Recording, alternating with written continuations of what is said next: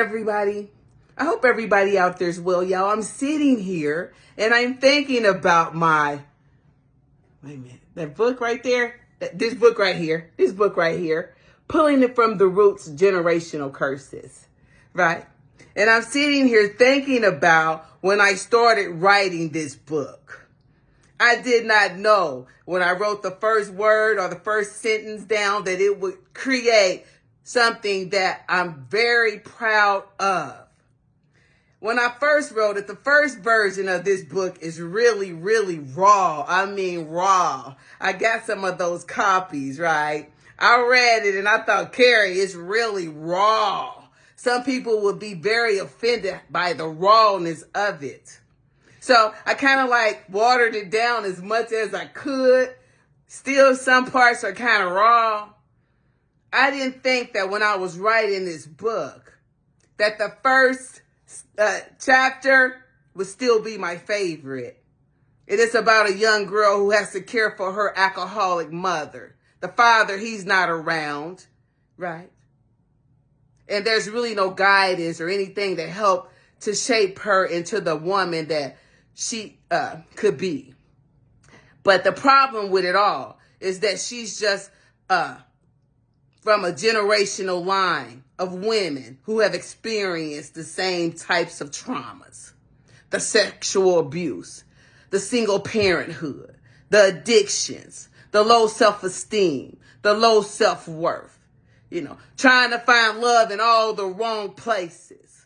Not understanding where is it coming from. And how do we change it? And can we?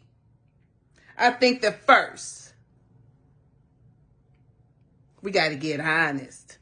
That honesty begins within your family. Because a lot of your problems and the things that you are experiencing more than likely originated there. And then it goes deeper than that. If you start to pay attention to your family, you will start to see patterns that repeat themselves over and over and over again. And we keep those negative patterns going by hiding things. The incest in my family, which is one of the generational curses, has been going on since I was little, right? And it wasn't talked about. It wasn't discussed until everybody was grown, right? All the damage, all that it caused. Because revealing it, I guess, will put a mark on you of some sort, right? We got to be bigger than our circumstances. That's how we help others. When I wrote this book, I never thought that it was like a prophecy or it was like something that I was writing that was going to manifest in the future. Here I am today.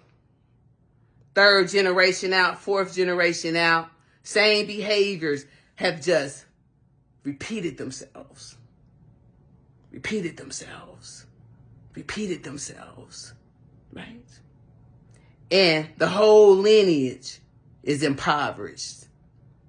Right? Everybody's Christian, but nobody's elevating. So I'm thinking it's a spiritual thing.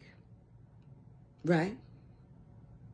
And sometimes, in order for new plants and new things to sprout up, that old shit,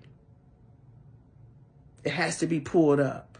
And it's going to hurt. It's like taking a Band-Aid off a wound so that we can clean it up. I just received more information about the women in my family who will step over spiritual lines to have sex, to pretend that they're in love with someone that they shouldn't have ever considered. But that's something that started when my auntie had a baby with my daddy. And I'm sure it started before then. But here we are 3-4 4 generations out, and it's the same shit. So when I say that my family, with the addictions, the abuse, the neglect, the fear, the self-hate, the repeated patterns, the unawareness, the Christianity, the shame, the guilt, the embarrassment, that shit is passed down.